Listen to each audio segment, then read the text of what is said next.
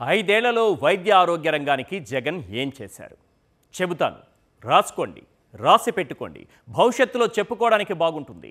ఐదేళ్ల పాలనలో వైద్య ఆరోగ్య రంగానికి అన్ని విభాగాల్లో దాదాపుగా 12,000 కోట్లకు పైగా ఖర్చు చేశారు. 2023 డిసెంబర్ వరకు ఒక్క ఆరోగ్యశ్రీలోనే 2,500 కోట్లు ఖర్చు పెట్టారు. ఒకప్పుడు 1000 ఉండే ప్రొసీజర్స్ ను 3,257కి పెంచారు. నెట్వర్క్ ఆసుపత్రులను 748 నుంచి 2,309కి పెంచారు. ఇతర రాష్ట్రాల్లో నెట్వర్క్ ఆసుపత్రులు 72 ఉంటే ఆ సంఖ్యను 204 చేశారు. ఆరోగ్య ఆసరా కోసం 305 కోట్లు ఖర్చు చేశారు. గిరిజన ప్రాంతాల్లో 5 మల్టీ స్పెషాలిటీ ఆసుపత్రుల నిర్మాణానికి శ్రీకారం చుట్టారు. కేవలం వైద్య ఆరోగ్య రంగంలోనే 53,126 మంది వైద్య సిబ్బందిని నియమించారు. జీరో వేకెన్సీ విధానాన్ని తీసుకొచ్చి ఎప్పటికప్పుడు నియామకాలు చేపట్టారు. ఫ్యామిలీ డాక్టర్ విధానంలో 3 కోట్లకు పైగా ఓపీ సేవలు అందించారు.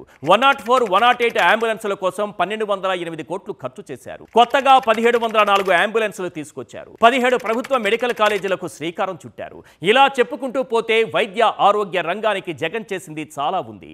వైద్యం విలువ, పేదవాడి ఆరోగ్యం విలువ తెలిసిన నాయకుడు కాబట్టే ఆ రంగంపై అంతలా దృష్టి పెట్టారు.